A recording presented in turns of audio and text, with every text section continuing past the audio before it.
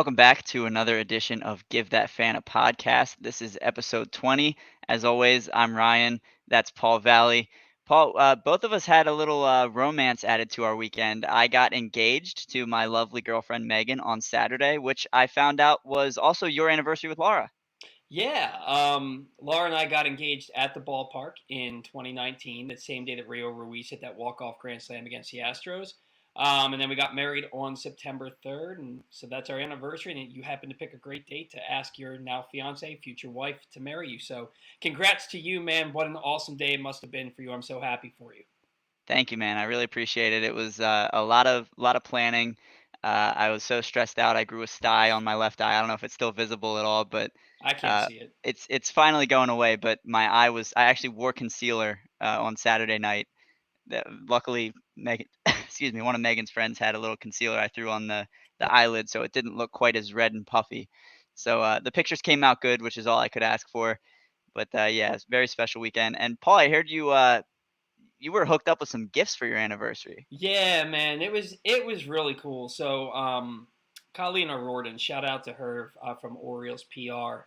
She's helped me all year with my season ticket plan and my ticket exchanges because rarely I've been able to go to the games that I actually had tickets for. And thank God because they were all Sunday games and they don't play very well on Sundays. But so she's been super helpful to me all year. We've had communication back and forth, and she texted me yesterday. Yesterday was the day that Laura and I celebrated our anniversary, and we were going to the Orioles game. Well, she had forgotten to process the payment for my ticket, so they weren't going to work. So she emailed me yesterday and was like, "Hey, I got to process this payment." I let her know it was my anniversary, so I'd appreciate it if she would do that.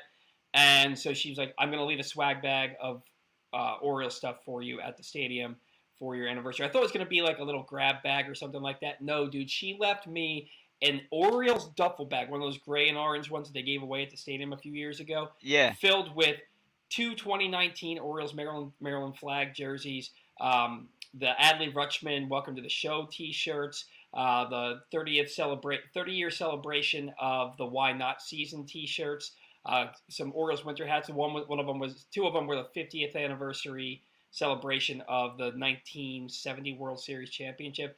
Just a Hmm. bunch of cool stuff, man. And I like super grateful. It was just awesome. And the Jim Palmer statue replica, which was the only one I didn't have. She had no idea, and I got one. I got that. So that and a John Means Business bobblehead. All sorts of cool stuff. So Wow. shout out to Colleen. Shout out to the Orioles for making our day that much more special. It was awesome. That's really, really cool. Shout out to the Orioles for hooking you up there, and Colleen especially. We love to see that kind of thing. I know the Ravens do stuff like that for their fans all the time. Good to see the Orioles doing the same. Yeah. Paul, we have a lot to dive into, but first, Give That Fan a Podcast is sponsored by Birdland Sports. Pull up the little promo code here. Josh from Section 336 has a great line of affordably priced Orioles themed t-shirts available for purchase at birdlandstore.com. Their Tyler Wells inspired player nickname designs are currently being rolled out, with Hillbilly Hayes and King of the Mountcastle, among others, already popular, and plenty more on the way. Including, Paul, we have Give That Fan a Podcast t shirts available on the site now. Go grab some. Yes, please. They're available in orange and black. My girlfriend, I gotta get used to introducing her as my fiance. My fiance was the first person to order a Give That Fan a Podcast shirt. Hopefully, more people follow suit. These t-shirts are designed for fans by fans. Use promo code THATFAN at checkout for 20% off your purchase at birdlandstore.com. That's birdlandstore.com, promo code THATFAN, all one word, at checkout for 20% off your purchase. Each purchase helps support Baltimore podcasts such as ours. So head on over to birdlandstore.com and enter promo code THATFAN for 20% off. Go get your Give That Fan a Podcast t-shirts. We'd really appreciate it. I'm going to be ordering mine very soon, and hopefully we see a few out at the stadium. Yeah, absolutely. I'll grab one here sooner or later also. So, yeah, go get them. They make great gifts too. So They please. do. They do. So we have a lot to dive into today. I wanted to start with an article that was shared by Justin Fenton yesterday. It was written by Tim Prudente, I believe I'm pronouncing that Yeah. right, in the Baltimore Banner. It's all about a little follow up on. We all kind of know what happened at this point with the lawsuit between Georgia and John and Lewis, and all that's going on. But there was some more information released on the baseball side of things, and I'm going to read through a couple of the highlights from this article. I apologize if my voice gives out. I've been sick this week, but I'll try to get through this. So, the gist of the article is that when it became clear that Peter was no longer able to run the team, Georgia put so Georgia is Peter's wife. John Hmm. and Lewis are the sons. Georgia put John in charge of the Orioles. Um, they had kind of blamed Peter for some of the team's previous failures. So that's something that I think we were all kind of on board with, that uh, Peter Angelos was handcuffing the front office in the McPhail and Duquette eras, and even before then, and it was hurting the Orioles' on-field product. There's a quote from Georgia's attorneys. Quote, after years of bad press that Peter micromanaged baseball operations at the Orioles, Georgia wanted to create distance between her family and the baseball side of the organization. John similarly abhorred any management structure other than an organizational pyramid with full delegation of authority to a staff of trained professionals and executives, headed by a general manager responsible for all day to day decision making. That's kind of in tune with what we've heard in the past, that when Mike Elias was hired, he was kind of given full autonomy to rebuild the organization. And that's exactly what happened, according to this article, that Elias and John Angelos agreed that the general manager should have full autonomy over a baseball organization. And so Mike Elias was given the free reign to do what he chose in order to really rebuild the foundation of the organization from the ground up. So he accepted the job with the Orioles in November of 2018 on the condition that he would report to John only. And this did not sit well with Lewis. They had kind of pushed him out of the structure at this point, or they were in the process of doing that. And the agreement that Elias would have free reign was codified in Elias's contract. So it's written in his contract that he runs the baseball side of things and reports to John. Lewis demanded at this point that he be in charge, which kind of sounds on par to what we know about Lewis at this point, going as Hmm. far as to repeatedly call and text Elias. And Georgia was worried that this would violate the rights Elias was given in his contract. And then a couple years later, in August 2020, Georgia appointed John as chairman and CEO of the Orioles and left Lewis off completely. There's a lot to digest, Paul. I know there's also a couple parts of the article that I didn't summarize there, including a little bit about Brady Anderson, and we'll get to that. Where would you like to start with kind of breaking down what we learned yesterday? Well, so I found this whole thing very interesting, and it was eye opening, right?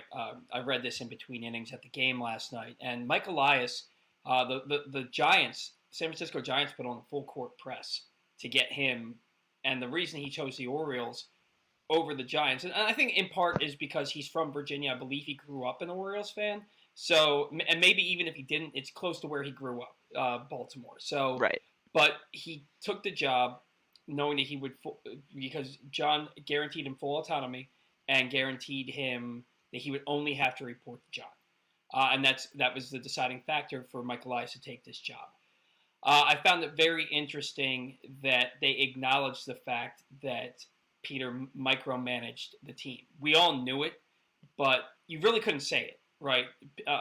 You couldn't say it out loud. People wouldn't talk about, like the reporters, the beat writers, the journalists around the team. They wouldn't talk about it because Peter Angelos is Peter Angelos. But Right. the fact that they acknowledge that, I think, is really big. And the fact that they're now saying, John is completely hands off. And I love the fact that John um, believes in a delegation system where, look, I'm not a baseball guy. You, I want baseball guys, baseball people, excuse me, baseball men and women running this team, and just report back to me about the finances. Like, you guys do what you have to do. I love that. To me, it sounds like Lewis is kind of the same ilk as his father, um, and that probably wouldn't have been good for the Orioles franchise. So a lot of things I didn't really realize were happening behind the scenes, and it's very interesting to see it all come out in the open. Yeah, I think this article really did a good job of kind of confirming a lot of things that we already thought. Right. I already mentioned that Elias was given full autonomy. That was reported during when Elias was hired. I don't remember who you know one of the beat writers had an article about how he was given free reign to do what he chose with the Mm-hmm. organization, report back to John with the finances. So this kind of confirms a lot that we already knew, but it also it's good to get that confirmation, I think, Right. to see that Lewis was the problem. I've always kind of, I don't want to say I've liked John, but my perception of John over the past few years has been that he cares more about fielding a winning team than his father ever did. Mm-hmm. And this article confirms that. It's nice to know that we really do have baseball people running the baseball team now, and I think we're reaping the benefits of that. Now, Yeah. sorry, go ahead. Um, the other thing that it confirmed, we also kind of you mentioned Brady Anderson, Yeah, and we all kind of assumed that because Brady was going pretty soon after Elias got here, and we all kind of assumed Elias fired him, but nobody really knew. And in this article that was released yesterday, it said that Brady was brought on as the executive vice president of baseball operations, and Lewis he was buddy with Lewis, and Lewis raised his pay from 300,000 to $900,000. So when Elias came in, he was like, Brady's not the analytical type of person that we want on this staff. I'm not going to fire him. We want to move him to an outside consultant position, and we want to lower his pay. And Brady agreed to that, but begrudgingly so, I guess. And I found it interesting that Brady was fired by Mike Elias. That is confirmed. But he didn't fire him because he wanted his own guys. He fired him because Brady didn't hide the fact that he felt like he had been what's the word I'm looking for here? He felt like he had been done a disservice. He felt like yes. like Brady didn't hide that sentiment apparently, and He felt Elias, slighted, it says in yeah, the article. slighted. Thank you. Yeah. I don't know why I couldn't think of that word. Brady felt slighted and didn't hide that, and it seems to me like it was an insubordination thing where Elias was like, "Look, if your attitude's gonna be like that, then you're out of here," type of thing. And I thought that was very interesting.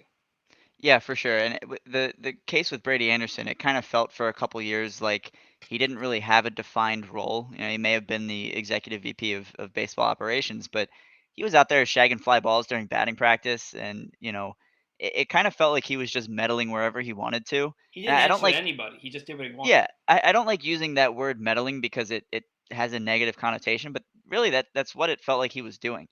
And clearly not on the same page as Elias with analytics and the direction that this organization was headed.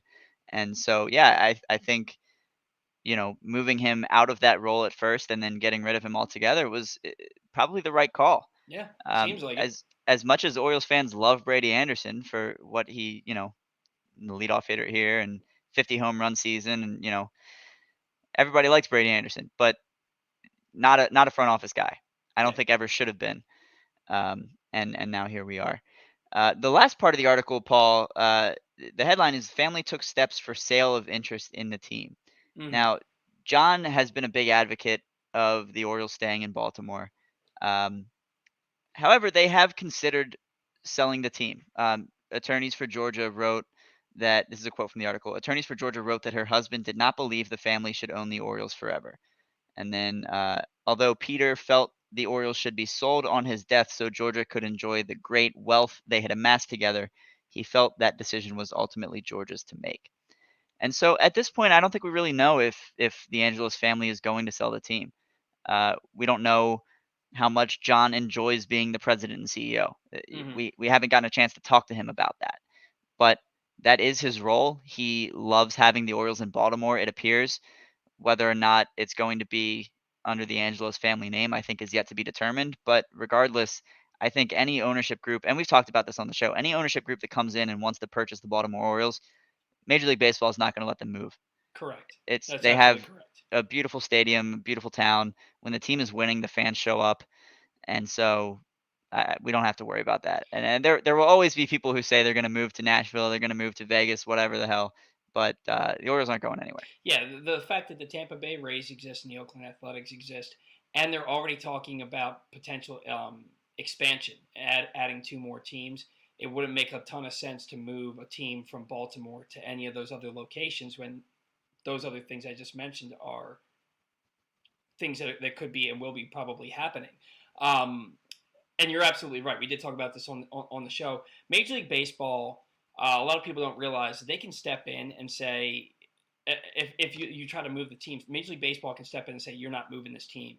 So like Rob Manfred and Major League Baseball as a whole want the team to stay in Baltimore, and they really want Cal Ripken to be part of the next ownership group. It's been mentioned multiple times that Peter Angelos' wish is that when he dies, that they sell the team so that his wife can reap the benefits of the great wealth that they've amassed. It says that in the article. So Baltimore Orioles are staying in Baltimore, and that's at the end of the day, that's really all I care about. Me too. Absolutely. Now, let's move a little bit to the baseball side of things. It was a tough weekend, tough Labor Day weekend for the Orioles leading into this week. The Orioles dropped 3 of 4 to the Toronto Blue Jays. We'll get a little bit more into that, but I want to talk about a couple of the things that happened on the field. Uh, Tyler Wells came off the IL. He's been on there for a few months with an oblique injury. Dean Kramer came in relief. It was Kramer's scheduled start. They activated Tyler Wells, said he's going to start. He'll be on a pitch count, and then we'll bring in Kramer. Yeah. Uh, it I don't know how I feel about it, Paul. What's your take on kind of? It seems like they kind of threw Kramer off his groove a little bit. He has been dominant lately. Yeah, especially the last time he faced the Blue Jays, he gave up a 2-run homer to Vladdy in the first inning, and then nothing else. He went 7 innings, a 2-run ball. So it was a bit of a head scratcher for me. I understand wanting Tyler Wells to be on the big league roster. You want the best arms you can have for a playoff push here. You have him on a starter's routine, and basically, if you have Wells start the game, you can keep Kramer on a starter's routine because you're not going to bring him in until it's a new clean inning, so he can still do the things that he does as a starter. So it's not like he came in with guys on base and had to get himself out of a jam that he didn't earn. I understand it from that.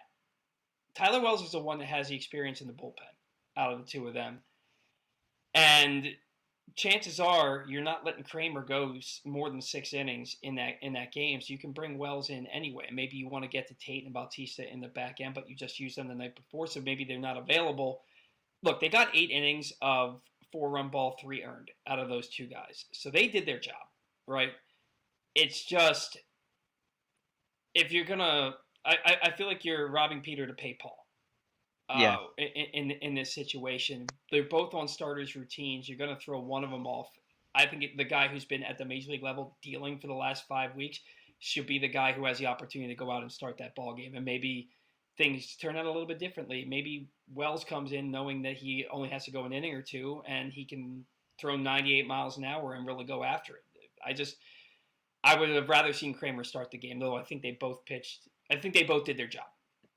I think so too. And had it gone a little better, had the offense contributed and the Orioles were able to come out of last night with a win and a series split, I think we're looking at this a little bit differently. Mm-hmm. Um, but it's easy to say this in hindsight, but you've got Kramer who's been so good lately as a starting pitcher. I think you keep going with that. Like you said, Wells is the one with more bullpen experience. Yes, he was a starter his whole minor league career before he came over here in the Rule 5 draft, but you know, I don't think if it ain't broke, don't fix it, and I don't think they needed to pull Kramer out of the starting role, especially for really a must-win game last night, Yeah. as you could call it. Well, and all the games against the Blue Jays now are must win. And going into that, I mean, the hype around this team going into that Labor Day doubleheader, fans were so excited. It's the biggest series of the year, and then they go out and lay an egg, and they weren't competitive in either game. It was really disheartening. And then you need to win this game to split the series and get back to 2.5 games back, and you throw a wrench in your rotation spokes. As masterful a job as Brandon Hyde did on Tuesday night, I felt like he bit off his nose to spite his face in Yeah, in that Wednesday game. I think you said that last week. I may have. It's gonna be our new catchphrase. We'll put that on a shirt. Paul, I want to talk about the Orioles' infield defense. Mm-hmm. There's been a lot of talk about Jorge Mateo as a potential Gold Glove shortstop. I don't think he's a sure thing to win the Gold Glove. I think he certainly could. I think he'll almost certainly finish in the top three. But I don't think if I were putting money on which Oriole infielder is going to win a Gold Glove this season, the clear answer to me is Ramon Arias. Hmm. He has been unbelievably, which this is crazy because at the beginning of the year, he was getting some starts at third base. He wasn't able to make the throws. You and I Right. were both complaining about it a little bit that Ramon Arias is not a third baseman. He has been spectacular. Yeah. He has 14 defensive runs saved. He picked up another one last night. He was at 13. 14 defensive runs saved. We saw him make that great diving play, force out at second base to get Tyler Wells out of the jam in the second inning. That leads all American League third basemen. 7.7 UZR. That's second to Jose Ramirez, who has an 8.7 UZR, but only one defensive run saved. Arias's 6 outs above average is a tie with Josh Donaldson for the American League lead at third base, and his 7.7 defensive metric on Fangraphs is first. Now, I started looking into this because I saw him make that diving play to end the second inning, and I was thinking, he's been showing out a little bit over at third base. So I go to Baseball Savant and I looked at his page. I noticed that he was 90th percentile in outs above average. And so I'm like, all right, that's pretty good. So I go look at the leaderboard and I see that he's tied with Manny Machado. They both have 6. Hmm. So, well, that's pretty cool. Manny Machado was heralded when he was here. He won a platinum glove at third base. He's a superstar defensively. So I'm like, all right, well, let me look into this a little more because I was getting ready to fire off a tweet about Ramon Arias and Manny Machado having the same outs above average. Then I go look at Fangraphs, and Arias is blowing Machado out of the water. And I don't think there's an exceptionally close competition. And if the managers, the players, and coaches vote counts for 75%, and then Saber accounts for 25%. If the coaches who are voting pay any attention to these analytics, I think Ramon Arias is going to win a Gold Glove, which is a crazy sentence to say, but after looking at the numbers, I don't think anyone else is particularly close, Paul. Yeah. I didn't realize he had been. I knew I had noticed probably 2 months ago that he was playing a solid third base. When he came off the DL, I realized how solid third base he was playing. But it kind of got overshadowed by the fact that his bat was so red hot off the IL. But I'm surprised to see that his defensive numbers are as high as they are, and it makes you wonder what's going to happen in the future with because Gunnar Henderson's supposed to be your third baseman in the future, especially if you're keeping Mateo and at shortstop. And I know this isn't the question you asked me. I am surprised to see that Arias has been that good, but especially when I was watching the throws he was making at the beginning of the year, where he was short hopping everything, he couldn't get the ball across the diamond. But is he even going to be a part of this team next year? Is he going to be I win a Gold Glove and then I'm out the door? Because you're not getting rid of Gunnar Henderson, and for God's sake, you can't play him at second base, right? So this is such a weird arena to be in right now. It is, and there are more infielders who are going to be knocking on the door as early as Mm-hmm. next year that I want to talk about in a little bit. But yeah, I mean, even Mateo, Arias, they have been a very solid defensive left side of the infield. Mm-hmm. There's a very real chance that after next season, neither of them are on the team. And so the Orioles have to figure out at that point, do they have trade value? What can we get back? Or do we want to keep them around and maybe trade a prospect for some good starting pitching? We'll see what happens. But it's not going to be Gunnar. He's not getting traded. If I remember correctly, didn't Arias have plus defensive metrics at second base last year? Like at I second base. I think he did. So to me, this is just a guy who's got good hands and a good arm that can play basically anywhere. So it'll be interesting to see if maybe they hang on to him and then he ends up playing second base next year. It's certainly we've been saying this a lot recently. It's a good problem for the Orioles to have. Yeah, and when Arias is inevitably announced as a Gold Glove finalist this season, all the responses on Twitter are going to be, "Who the hell is that?" Right. Well, look at the numbers. He's been unreal. Now, there's another infielder on the Orioles who may also have a better shot at a Gold Glove than Jorge Mateo, and I might be getting a little ahead of myself here. But and take this with a grain of salt because defensive metrics hate first baseman. There's not a great way to quantify their defensive abilities over there. Right. With that being said, Ryan Mountcastle has one defensive run saved. That is tied for second in the American League after Vladdy. He has 2 outs above average. No other American League first baseman has greater than 0. And this is going to sound weird, but his defensive rating on Fangraphs is negative 5.7. Sounds pretty pitiful. That leads American League first baseman, which shows you That's how much crazy. defensive metrics hate first baseman. Now, Hmm. I honestly I can't give an answer as to how much we look into this. But if you're taking these numbers into account, Ryan Mountcastle might be a Gold Glove finalist too. And did you see that coming at all? No, I mean this is a guy that didn't have a position, right? He got drafted as a shortstop that moved to third base, and moved to first base, and moved to left field in the minor leagues, and I don't think anybody saw this coming. And then you're talking about, well, you got to play him at first base because there's no place else. And I remember seeing after his 2019 season in the minor leagues, and he won International League MVP. He only had 4 errors at first base in quite an extended period of time there. And I said, that's his fielding percentage is like 995. Why are people hating on him? They're like, well, his defense, his UZR isn't great, and he has trouble picking balls, and this, that, and the other. And I'm like, 4 errors is only 4 errors in all those chances. Look, the Orioles, if his bat heats up and becomes a bat to be expected to, they got themselves a really good player playing first base, and the defense there. I remember back in the day when people were talking about Chris Davis's limitations at first base, and then he became a Gold Glove caliber first baseman. I see the same thing for Ryan Mountcastle, and maybe that's why I made it a little bit easier to trade Trey Mancini when you already have a first baseman who's that good defensively. Absolutely.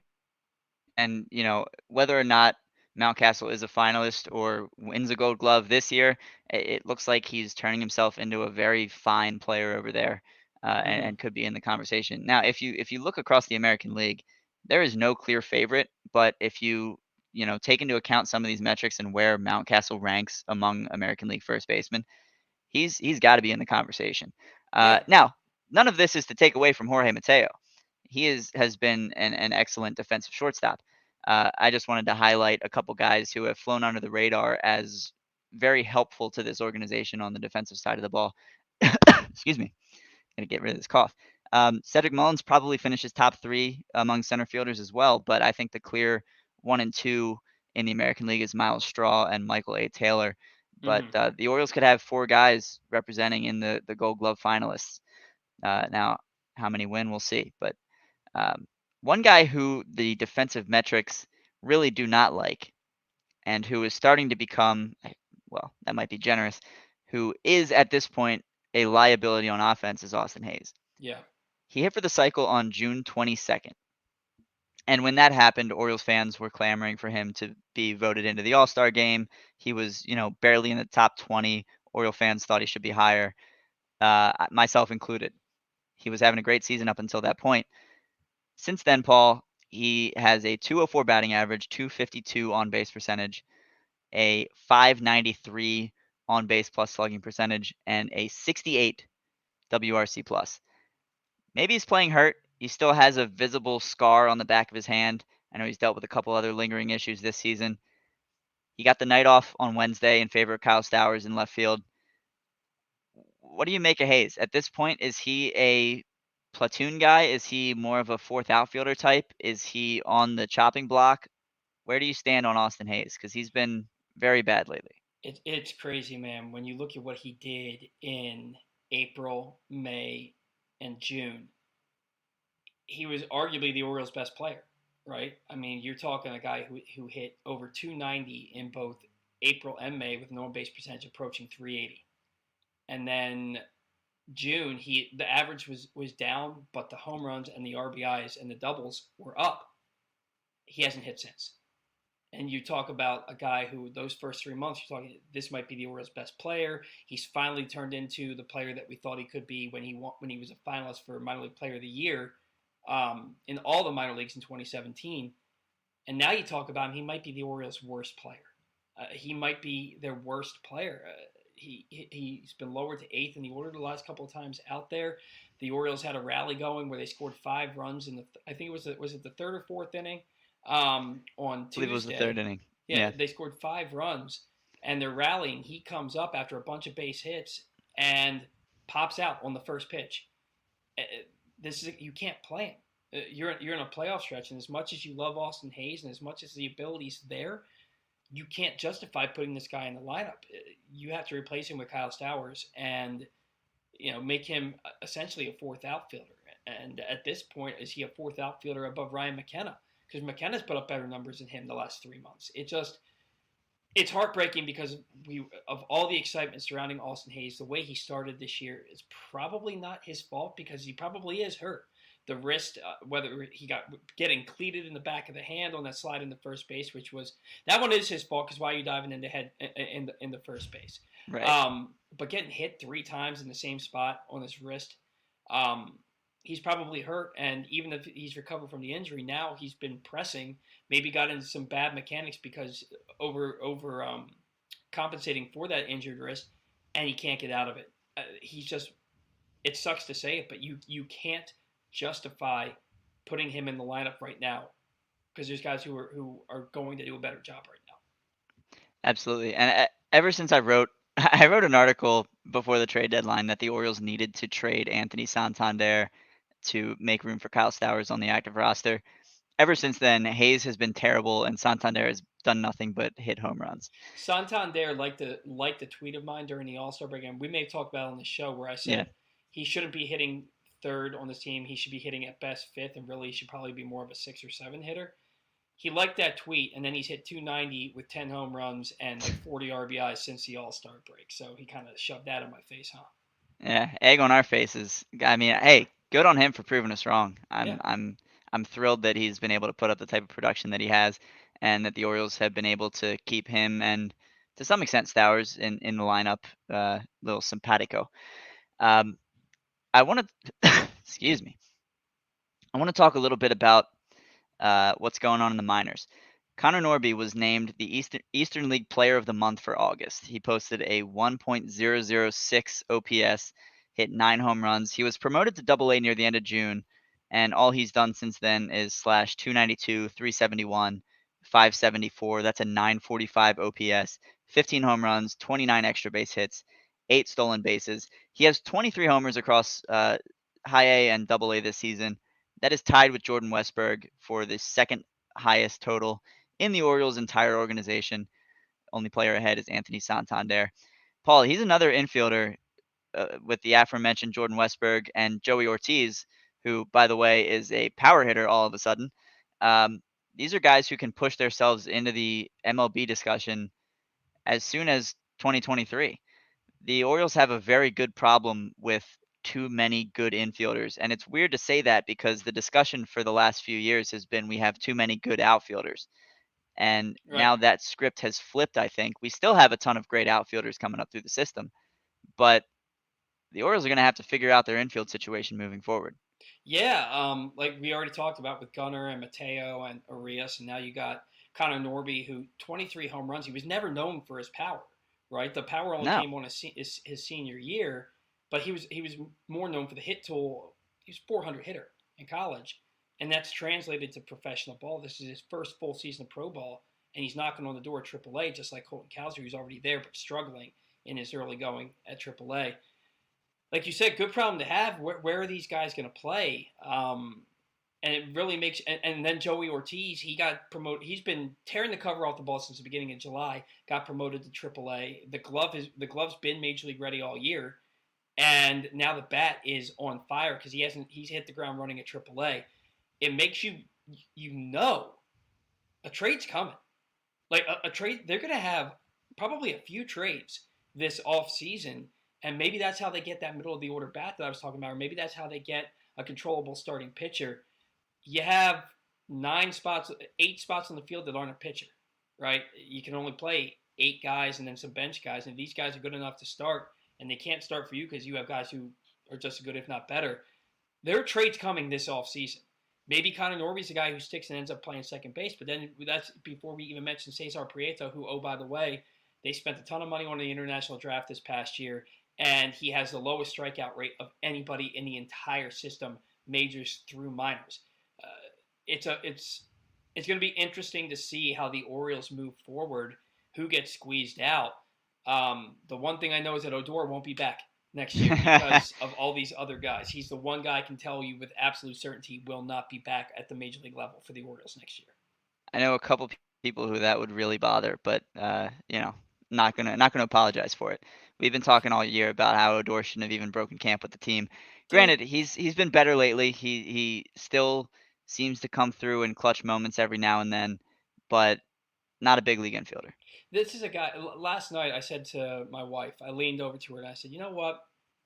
He's not going anywhere this year. Odor's kind of growing on me because he plays the game the right way. He plays with Yeah. grit and a fire and an energy that I love. And then he just, what did he do? He struck out and popped out to short or third 3 times yesterday. This guy hits a home run every 3 weeks. He goes 3 weeks with 7 hits total, and then the rest of the time he just pops out to the infield.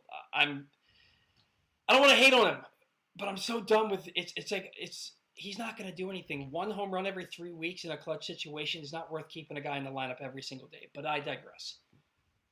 It's too stressful to continue hating on him. We've Yeah, been doing it all year. I, yeah. and he's a fun clubhouse guy. The players love him, but you know, when the Orioles have so many infielders knocking on the door, yeah, like you said, there's just about zero chance he's back next season. Right. Now you talk His about the major league Orioles. career might be over. His major league career might be over after this year, just like Trumbo, when his contract ended. Who's going to sign a guy that hits 200 with a 260 on base percentage? The Orioles. Who has a terrible clubhouse climate? I don't know. Maybe Yeah, right. you could see he might get a minor league deal. Maybe break camp with the team if he gets hot. But yeah, he's not going to be around too much longer. But this isn't a Rougned Odor episode. We could talk about him a lot. People are probably annoyed with how much we hate on Odor. Yeah, Um, I'm sorry. I didn't want to do it. It was stressful watching that happen last night. no, I get it, man, and it's a good segue with Connor Norby's a second baseman. He's gonna be, I think, by the end of next year, he's gonna be he's gonna be one of those guys that Oriole fans are saying, when are we calling up Connor Norby? Especially if he continues hitting the way he has been. Mm-hmm. And you mentioned Joey Ortiz. He has an OPS over 1,000 in his 8 AAA games since being promoted. Jordan West, Jordan Westberg, 23 home runs this season as well. He's been great. He might break camp with the team. So, like we've said, it's a good problem to have. Now, my voice is starting to give out, but I did want to give you a chance before we sign off here to talk about a little bit about the Orioles' offensive approach, and you mentioned wanting a middle of the order bat, whether that comes with a trade or free agency. What is your wish list? Yeah, I look at this Orioles lineup and nobody except for Gunnar Henderson is hitting above 260. And Gunnar Henderson is in a small sample size. And that average might be a little bit below now because, again, small sample size. And the Orioles have, it seems like a lot of times Mullins and Rutschman will get on base. And then you have Santander, Mountcastle, and then either Arias or Henderson or whoever's batting fifth. And at the time recently, up until recently, it was Austin Hayes. And you're getting 3 strikeouts, or you're getting a pop out to second base and 2 strikeouts. And it just seems like they get guys on base and don't get them home with the heart of their order. And that's a huge problem for this team. And I think that they're one legitimate bat in the middle of the order away from really taking off offensively, because it kind of puts guys in better positions to succeed. Again, Anthony Santander, this is a guy that at the end of the year, he as a switch hitter is going to have right around 30 home runs and right around 100 runs batted in. And that's a great hitter. He's more a 5 hitter to me than a 3 hitter. I want a 3 hitter to be a guy that can hit close to 300 and get on base at a 370 clip. I think Gunnar Henderson becomes your 3 hitter at some point during the season next year. I want a guy like Aaron Judge hitting in the middle of the order. And I've been outspoken about wanting Judge. I don't know that the Orioles are going to be able to pony up the dough for him, especially considering he's already 30 years old. He's a guy who's proven time and time again that Mount Baltimore out there in left field is no match for him. He's had multiple multi-homer games this year in Camden Yards. Almost had a 3-homer game. One went off the top of the wall for a double. Aaron Judge as a free agent Somebody mentioned potentially trading for Mike Trout. I don't know that you'd be able to give up enough to get him, um, but that would be something interesting. If you're going to sign a middle infielder, I don't want Carlos Correa, and I wanted him earlier this year. I don't want him now. The guy I would sign would be Trey Turner. And I have to look at the free agents, but I don't want it to be one of those guys who hits 250, 260 with a 330 on base percentage, but hits 30 to 40 home runs because we already have like 8 of those guys. Yeah. I want it to be somebody that can hit close to 300, somebody that's going to cost you 30 to 40 million dollars a year. Honestly, prove that you're ready to swim with the big dogs and go out there and make a huge signing like an Aaron Judge or a Trey Turner. That's my wish list. Is somebody who is a difference maker to slot everybody. Can you imagine Kyle Stowers hitting seventh and batting 260 with 27 home runs next year as a seven That'd hitter? be fantastic. Yeah, get somebody in the middle of the lineup that makes that a thing. That's my wish list. I'm with you. Now, last thing before we sign off, took a sip of water. I think I'm okay for a couple minutes. The Orioles need to make up 4.5 games on the Toronto Blue Jays. Mm-hmm. That is how far back they are in the wild card after dropping 3 or 4 to them. Paul, I'm not sure. I think I can see it happening. It's not going to be easy. The the worst good scenario, I guess, is going into the final series against Toronto 3 games back. The Orioles have beaten Toronto 7 times this season, so no matter what happens with our next 3-game set next week, if the Orioles sweep the final series, they will win the season series. Meaning, if they end up tied with Toronto, they will have the tiebreaker and be in a playoff spot, assuming Mm-hmm. no other team leaps the two of us by then. And so the Orioles need, at the very least, to go into that final series with just a 3-game deficit. Now, the Orioles' schedule the rest of the way is not easy, but it's manageable. They have 3 against Boston beginning this weekend. I think you have to Mm-hmm. take 2 out of 3.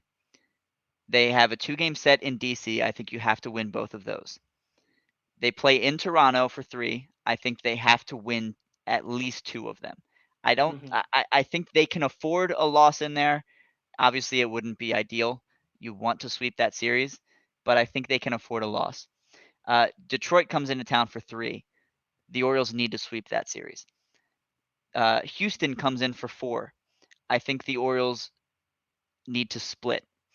Uh, Boston comes in for we go to Boston for 4. I think you need to split that as well. And then I accounted for losing 2 of 3 at New York before the final series. Now, the Jays schedule. They go to Texas this weekend. I think they win 2 of 3. They They're have a going to sweep 5. them. They're going to sweep Texas. I think that's likely, but we'll see. The Texas does have Martin Perez going on Sunday, so I think that gives them a half decent shot. Although Jays hit lefties well, so we'll see what happens. But if Texas can manage to take one of those, I think that's great. They play 5 against the Tampa Bay Rays. Mm-hmm. Let's say they win 2 of them. Again, let's say the Orioles take 2 or 3 when they go to Toronto. They then play Philadelphia. 2-game set. Who's going to be fighting for their playoff lives at that Yes. point? Ideally, Philadelphia wins that series outright. I accounted for a split. They then go to Tampa Bay for 4. I accounted for a split there as well. I think is reasonable. So they have 9 games left against Tampa Bay. I'm predicting they win 4 of those. Mm-hmm. Then New York goes into Toronto. I think they lose 2 or 3 to the Yankees. Then they go to Boston. I think they win 2 of 3. And then it's the final season of the season. Final season of the season. Final Yep. series of the season. At that point, if these predictions come to fruition, which obviously they won't exactly, but I think those are all somewhat reasonable assumptions for what might happen moving forward. Granted, the Orioles have to play well. They have to win some games that they're not supposed to win, and they have to win all the games that they are supposed to win. With this breakdown that I just gave you, Paul, that puts the Orioles at 86 wins going into the final series against Toronto, and it puts Toronto at 87. meaning the Orioles could then afford to take 2 out of 3, still have the tiebreaker, still win the season series, and make the playoffs. Am I asking for too much here? Because I feel like that is attainable. It would be difficult, but I think it's attainable. Am I being too optimistic? Um, it's certainly pie in the sky. Um, I'm gonna say something that's really gonna give up that I haven't said out loud. I have, oh man, I can't believe I'm doing this. I've never expected the Orioles to make the playoffs this year. There wasn't a, there hasn't been a point in this season where I thought the Orioles are going to the playoffs. Well, if I Uh, can interject real quick, I'm not surprised that you said that. It's brave of you to say, but even after the 10-game winning streak, I believe it was on our other show, we talked about how we still think this Orioles team is a 72 to 75 win team at best. That was after a 10-game winning streak that put them at 500. So I understand where you're coming from with that. Yeah, I think that they have the ability to make the playoffs. I think that they can make the playoffs. But if you ask me, will they make the playoffs? I'm saying no. I look at the teams in front of them. Seattle's going to the playoffs. They've been playing ridiculous baseball since about the middle of May, middle to end. No, probably the beginning of June. Since the beginning of June, they've been playing ridiculous baseball. The And Yankees, Seattle's final 20 games this season, sorry to interrupt, are against the 5 worst teams in the American League. yeah, their schedule's a joke. They had Seattle's going to run away with the wild card. in the final third of the season, a third of their games were against winning teams. You're talking 2/3 of your games, the final third of the season, are so 36 games against sub 500 teams. Yeah. Their schedule's a joke. They're going to the playoffs. Tampa Bay, they always find a way. They just always they have half their roster is on the IL, and yet they're 20 games above 500. They're going to the playoffs. And then you ask yourself, are you better than Toronto? Don't come at me with pitchforks and torches, but you're not better than Toronto. You I aren't. agree. You aren't. You look at who the Orioles started in that 4-game series against Toronto. You had Tyler Wells, Kyle Bradish, um, Mike Bauman, and Keegan Aiken. Now look, a lot of that is because they needed the extra pitcher, because they had a doubleheader. Lyles got sick, but when you're starting those guys and the Blue Jays are starting Kevin Gossman, Jose Barrios, and Alec Alec Manoah. Manoah. Come on, and then you look at their offense, and their 8 hitters hitting 260. Their 9 hitter is Whit Merrifield most of the time. Like Raimel Tapia was a leadoff hitter for the Rockies, and he bats 7th for them. Their lineup is stupid. Like the Orioles have been an awesome story this year, and they've been one hell of a surprise. They are not better than Toronto. Toronto was picked by a lot of people to go to the World Series for a reason. So I look at Toronto, and can the Orioles catch them? They could. It's not likely. Toronto's doing what good teams are supposed to do. You remember how the Orioles played the A's and Toronto played Pittsburgh? Toronto swept. The Orioles lost the third game of that series to the Athletics, and they weren't. They lost 5-0. They weren't Yeah. competitive. These are two different teams. The Orioles have the opportunity to get just as good as Toronto in the off season, but right now they're what you said can happen. I think that they have to sweep the Red Sox, they have to sweep the Nationals, and they have to sweep um, Detroit, and take 2 or 3. I mean, you're talking they probably have to go. What is that then? That's 3, 5, 8. They have to go 10-1 in their next 11 games. I think for them to have a shot at the playoffs, and that's they've proven they can't win day games, and it doesn't matter who the competition is. If they have a 2-game, if they're up 2 games to none in a series, and the third game's a day game, they're not winning. They're not winning that game. So 10-1 is a lofty expectation for this team. And I hate to say things so definitively like that. I love this team. I want them to succeed, but seeing is believing, and I just don't see them doing what it takes the rest of the way to get to the playoffs. I can't argue with that. It's definitely a bit of a long shot at this point. 4.5 games is a lot to make up in a month, even though it sounds like a small number.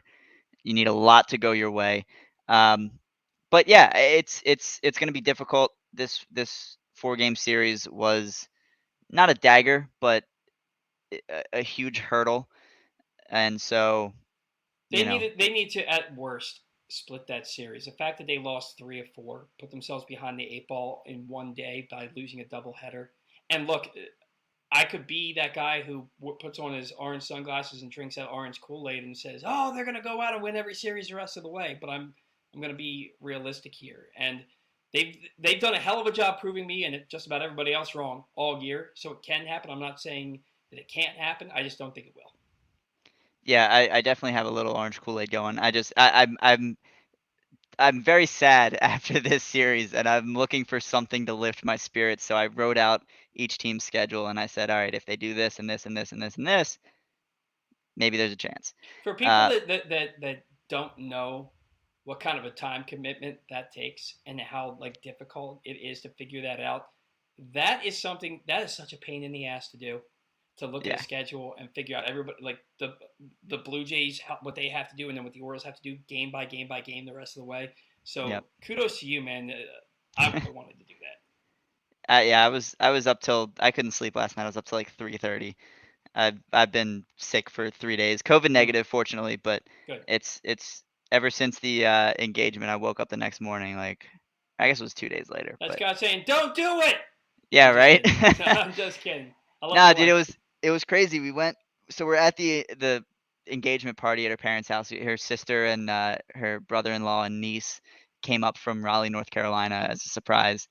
And so it's, you know, 10 o'clock on Saturday night, and we're all drinking champagne, and I've had a little too much. And they're like, "You guys want to take Riley to the zoo tomorrow?" Like, what time? Leave about 8:15. Well, okay. So I think we might have just overdone it a little bit this weekend because she's a little under the weather too. Were you drinking champagne like at your place or at like a restaurant, like an establishment? We went to her parents' house Okay, for an after party. so it is kind of known, and especially I work in the restaurant industry, that a lot of times people will get sick after a night of drinking because they were drinking out of dirty glasses. Huh. That could have been something where you were drinking out of a glass that was dirty and didn't realize it, and especially if it was at somebody's parents' house and those glasses have like been on a shelf collecting dust and they just pull them off the shelf. They don't wipe them out or rinse them out or clean them before using them. You could have Mhm. gotten sick from a dirty glass. Could be. I'll have to ask him. But yeah, it was champagne and seltzers and shots. It was a heck of a night. But yeah, Nice. everything went beautifully. I have a fiance now. It's pretty insane. But Just wait till before you we start calling her your wife. oh, I know. She's already like we need to figure out our color palettes and all this stuff. But It's a it's gonna special be a time, man. We had 2 years to do that, man. I hope you thoroughly enjoy it. I have to say I'm looking forward to the planning because I love seeing those kind of things come together. Mm-hmm. But yeah, definitely gonna be at the minimum, I think about a year and a half engagement. Yeah. But yeah, a lot to do between now and then, but I'm looking forward to it. No And no rush. You got the rest of your life. if I have any questions, I know I can reach out to you because you went through this pretty recently. So I'll tell you that Laura, the only thing I really had much of a say in, like she asked for my opinion on stuff, but I mean, let's be honest. She was gonna do what she wanted to do, right? yeah, She's the bride. She kind of left me out of the planning except for the food. I gotta say in the food. But everything else, she and her mom just kind of took the reins, and even if I wanted to help, they were like, nah. So maybe it'll be that way for you too. no. Well, Megan is not a decision maker. It's whether Neither it's is Laura. Neither is Laura. well, that's true. Maybe it'll be different for a wedding. But before we get too into our personal lives, that's Paul Valley. I'm Ryan Blake. Thank you as always to Derek and Tony at Utah Street Report for hosting the podcast. You can get Give That Fan a Podcast t-shirts at birdlandstore.com. Remember to use promo code ThatFan for 20% off your purchase of our shirts or any on their website. We will be back next week, hopefully with a new audio introduction. I need to change the one that has just my name and get you in there as well. So I'm going to reach out to Kyle to help me out with that. But we will see you all next week on another episode of Give That Fan a Podcast.